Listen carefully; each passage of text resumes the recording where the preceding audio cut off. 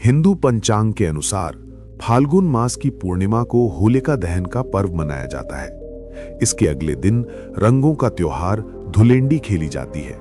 ये पर्व असत्य पर सत्य की विजय और भक्त की अटूट आस्था का प्रतीक है। इससे जुड़ी अनेक कथाएं प्रचलित हैं, किंतु सबसे मान्य कथा है भक्त प्रहलाद और उनकी बुआ होलिका की। आइए इस पौराणिक घटना को विस्तार से जानें।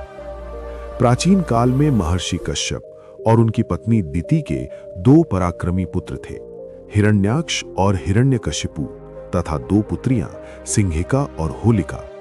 हिरण्याक्ष ने जल को जलमग्न कर दिया था, जिसे बचाने भगवान विष्णु ने वराह अवतार लेकर उसका वध किया। सिंहिका का अंत हनुमान जी ने लंका जाते समय किया। अब कथा शेष है हिरण्यकशिपु और उसकी बहन होलिका की। हिरण्यकशिपु ने तीनों लोकों पर अधिकार पाने के लिए घोर तपस्या की। ब्रह्मा जी प्रसन्न हुए और वर मांगने को कहा। हिरण्यकशिपु ने अमरत्व मांगा, पर ब्रह्मा जी ने असमर्थता जताई। तब असुर ने ऐसा वर मांगा कि उसे कोई प्राणी, देवता, दानव, नाग आदि न मार सके।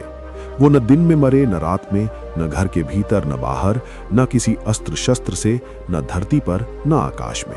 ब्रह्मा जी ने तथास्तु कहकर वरदान दे दिया। वरदान पाकर हिरण्यकशिपु अहंकारी हो गया। उसने देवताओं को पराजित कर सारे लोकों में अपना आतंक फैला दिया। उसने आदेश दिया कि उसके राज्य में केवल उसी की पूजा हो, न कि किसी देवता की। जो भी विष्णु का नाम लेगा उसे दंड मिलेगा। इधर जब हिरण्यकशिपु तपस्या में व्यस्त था, उसकी पत्नी कयाधु गर्भवती थी। देवराज इंद्र ने उसे बंदी बना लिया, पर मार्ग में देवर्षि नारद ने उन्हें समझाया और कयाधु को अपने आश्रम में शरण दी। वहां नारद जी ने कयाधु को भगवान विष्णु की भक्ति और ज्ञान की बातें सुनाई। गर्भ में पल रहा बालक प्रहलाद भी वो सब सुनता रहा और जन्म से ही विष्णु भक्त बन गया। प्रहलाद का जन्म हुआ तो राज्य में हर्ष मनाया गया। उसे गुरुकुल भेजा गया। कुछ समय बाद हिरण्यकशिपु ने पुत्र से पूछा, बेटा तुमने गुरुकुल में क्या सीखा? प्रहलाद ने उत्तर दिया, पिताजी मैंने भगवान विष्णु की 9 प्रकार की भक्ति सीखी है। ये सुनते ही हिरण्यकशिपु क्रोध से भर गया। उसने प्रहलाद को समझाया, धमकाया, पर प्रहलाद ने विष्णु भजन नहीं छोड़ा। गुरुओं ने भी बहुत प्रयास किया, किंतु वे असफल रहे। तब हिरण्यकशिपु ने पुत्र को मार डालने का आदेश दिया। सैनिकों ने उसे विष दिया, सांपों से डसवाया, हाथियों से कुचलवाना चाहा, पर्वत से फेंका, किंतु भगवान की कृपा से प्रहलाद सुरक्षित रहा। फाल्गुन शुक्ल सप्तमी से लेकर पूर्णिमा तक 8 दिन तक उसे यातनाएं दी गईं, पर वो बचा रहा। हिरण्यकशिपु चिंतित हुआ तो उसकी बहन होलिका सामने आई। होलिका को वरदान था कि अग्नि उसे कभी नहीं जला सकती। वो बोली, भैया मैं प्रहलाद को गोद में लेकर अग्नि में बैठ जाऊंगी, वो जल जाएगा, मैं सुरक्षित रहूंगी। होलिका ये भूल गई थी कि उसका वरदान तभी तक सत्य है जब तक वो किसी सज्जन का अहित न चाहे। उस दिन फाल्गुन पूर्णिमा थी। होलिका प्रहलाद को लेकर चिता पर बैठ गई। भक्त प्रहलाद ने मन ही मन भगवान विष्णु का स्मरण किया।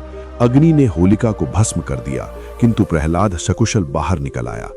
ये देख हिरण्यकशिपु और अधिक क्रोधित हुआ।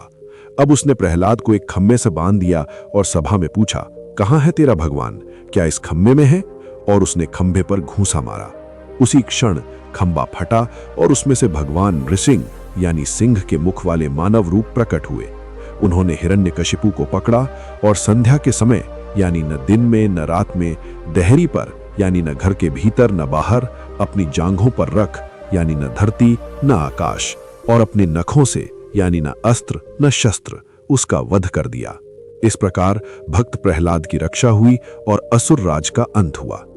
उस दिन के बाद से हर वर्ष फाल्गुन पूर्णिमा को होलिका दहन किया जाता है, बुराई के जलने और भक्त प्रहलाद के बचने की खुशी में। अगले दिन धुलेंडी खेली जाती है, जिसमें रंगों और उमंग के साथ सत्य की विजय का उत्सव मनाया जाता है।